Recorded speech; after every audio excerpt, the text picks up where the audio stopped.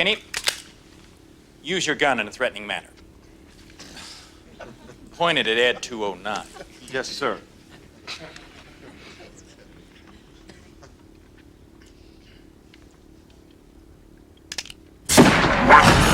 put down your weapon. You have 20 seconds to comply. I think you'd better do what he says, Mr. Kenny. I'm going to use this discussion that took place in Uganda. And no, I'm not about to do another gay video. I'll do that some other time. But the discussion is about that, though. Now, the guest kept doing this thing right here. Yeah? And you see yourself basically fitting more in a certain box. I said I was born female, but my expression at that time and my internal sense of myself was male. So have you realigned yourself into being a male, or you still share both sexes? I am within transition.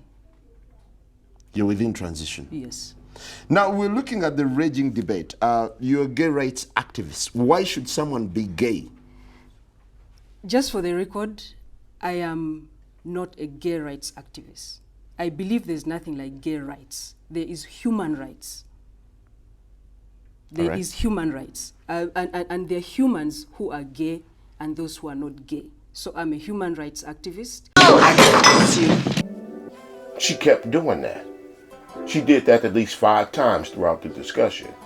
No, it's not gay rights, it's human rights. And where I'm at with the subject I'm going to get into is what the host did. I guess the host, he got tired of her doing that, so he decided to ask her a question. Or maybe it wasn't a question. Maybe he decided to point out something to her to let her know that him and the other guy up there ain't stupid. And I'm anti-sexual violence. Which is talking about there when it comes to violence, we're on the same page. Why don't you fight for heteros as well? What do you mean? Heterosexuals. What do you mean? Fight for heterosexuals? What do you mean fighting for heterosexuals? For their rights. Yeah, for their rights. They are I am a human rights defender. I'm not limited. I am not limited. You are an activist for LGBTI. Lesbians, gays, bisexuals, transgender, and intersexuals. Let me tell you something. Where's the H? Human rights. Okay, where's the H in your acronyms then? And that's what I'll be doing today. I'm going to be looking for the H.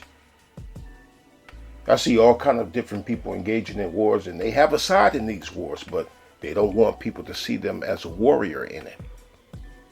They don't want people to see them as a warrior, so they'll pick something that war entails, and they will say that the war is about that. People who are trying to hide their involvement. Like when I heard this dude he was in support of the Ukraine. He said that, oh no, it's not about Russia versus Ukraine. It's about economics. And I'm thinking, so what? It's still Russia versus Ukraine and all other nations involved. What do you mean? No, it's about gas prices. What are you talking about? You know what I mean? They'll single out an aspect or two about the war, then make the war about that aspect. Like, no, it's not about the war on the Second Amendment. It's about curbing gun violence. No, it's not about gender warring. It's about domestic violence towards women. Like, no, it's not about male versus female. It's about how unfair the courts are towards men. It's not about building a wall. It's about strengthening the integrity of our borders. This is how folks that talk to people. There's another old saying, Senator. Don't piss down my back and tell me it's raining. It's not about Republican versus Democrat. It's about right versus wrong. Right now, how many times have I heard that one from people who are clearly on the right side of things, like Russell Brand here? We're playing a different thing, guys. Can we play the clip that's on the monitor? Get yourselves together in there. Hey, it's human beings back there in the gallery, and they're struggling to keep up with the sheer pace of news that we're conveying. It's interesting what's going on in the Republican Party at the moment, isn't it? With this, I guess, war. Generally speaking, we kind of know that a portion of them are calling for Biden to up the already record and massive budget, military and Pentagon budget, but then you've got certain elements of it, DeSantis being one of them, that are saying we need to, calling for peace and calling to de-escalate things and calling for less money being spent on the military. So they're going to have to work that out. What's the narrative going to be, I guess, by next year's election? It's going to be interesting. Again, I suppose, because the terminology, taxonomization, and nature of power is changing, it's more helpful than using the terms left and right, Democrat, Republican, to hold in mind the idea of central authority and peripheral voices. And if you use that terminology, you can start to see where the discourse is heading and why there's a need for new alliances. But where is the edge? That part of you that's unbiased and without prejudice. Where is the edge? Russell Brand is heavily right-wing. And a few days ago, Bill Maher even brought Russell onto his show to argue with a left-winger. Oh no! There's a financial crisis. Hopefully it won't have been caused by deregulation. Hopefully you won't ultimately end up bailing them out, even if it's tangentially. And hopefully some of the same people that were involved in the 2008 financial crisis won't be involved in this one.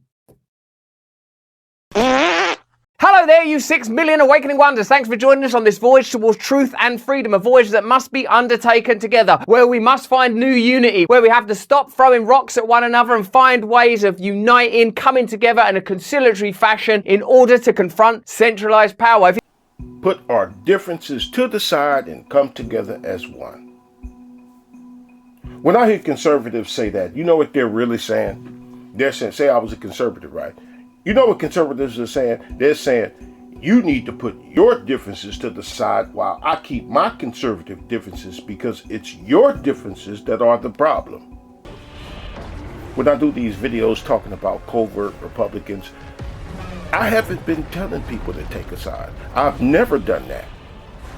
But what I have been saying is that they're lying and they do have a side. There are millions of Republicans here in the United States and millions more on the global right. So why in the hell would my intentions be to point out that Republicans exist? Right? No, I do these videos to ask, why are they lying about being on the side while telling other people to put their differences aside? How many thousands of hours of videotape were we told were going to be released? We were told that we were going to get 100% of these tapes. The fact is they're lying. And, you mentioned scoring political points. This isn't about Republicans or Democrats anymore. This is a uniparty corporate crime syndicate, a murderous regime that is allowing these people to be, enslaved and imprisoned. That is fascism right there. And it's being perpetuated at the hands of the so-called America First fighters that are complete frauds. And right in front of your face, they're being sold down the river with bribes and blackmail material and Epstein Island and big pharma investments and, the Israel lobby and the China lobby. These people are completely corrupt and compromised. And our Constitution tells us exactly how to handle this. There's a precedent, and we would be derelict in our duties as Americans if we didn't tear down any form of government that's oppressive to those rights and replace it with a true representative government. We are living under a corporate government crime syndicate. We are being fed lies by the enemy, by the regime of lies, by the empire of lies, using a complicit media to give you the illusion that we have some sort of a representative two-party system in this country, a constitutional republic of sorts. It is completely gone and dead. So if you're a viewer of Stu Crew, trust me when I say this is a big deal. This is the thing that has teeth. And I don't believe in Republicans and Democrats. I think that's a construct anyways. I think the whole thing is a construct and it's fake. So where is the edge? You heard him say that Republican Democrat is just a construct, as if he hasn't chosen a side in the construct, and as if saying it's a construct means it's not real. I'm going to put a link to Stu Peters' Rumble channel in the description box. And I want you to go over there and see if you can find anything neutral about him or his channel. See if you can find anything that he says that's not right-wing conservative, pretending that their mission is something other than to support the GOP. This is what they do.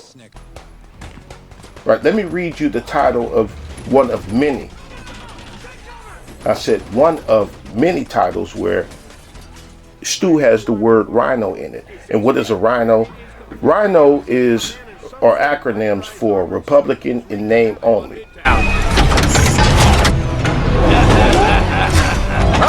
am the rhino! I told you I would be back! Or in other words, a fake Republican. Here's one of the titles. It says, Rhino sells out to trans agenda. School teaches kids gay sex. Mark Levine to defile Constitution. Well, thanks to all of the wickedness and rampant corruption and blatant mismanagement of Washington, this entire country is being dragged into the abyss. There's no denying that. Everybody can feel it. Just take a look around. But you know what? Have no fear. No, fear not. The Republican Beltway fundraising class in D.C. is here to sell you a super secret silver bullet that they claim will instantly fix all that ails our republic. If a double top secret fix existed, surely you would donate to the cause, right? Well, of course you would. You would be derelict in your duties if you didn't. Well, it just so happens that's the dagger to the deep state's heart that Mark Levin and Mark Meckler and Mark Meadows at the Convention of States Project has been selling. And boy, have they been selling it. Look at this. Here's recent IRS documents showing that Mark Meckler and his con job are earning his 501c4 between $5 and $7 million a year. And that's just the nonprofit side of his business. He's had various other PACs and corporate entities all tied into this hustle. With all of those millions flowing through Meckler's and Levin's and Mark Meadows and Jim DeMint's pockets, you would think those champions over in Freedom Caucus land would have solved the world's problems in D.C. and in our state houses. Yet Meckler only ends up spending just a few $100,000 here and there in various state house legislative operations around the nation as he pushes for his con. And in a play that many Fox News viewers might consider incongruous, but which we're learning is actually 100% consistent with the phrase controlled opposition, the liberal media is all too eager to help him to pretend his pennies are far more dangerous than the millions he's actually lifting off of our network of patriotic Christian Americans. Even PBS is running around telling folks to be afraid of Mark Meckler's con. They're spending big over there. Watch out, it's another $50,000 coming into a state house campaign near you. Meanwhile, Meckler has millions and millions more.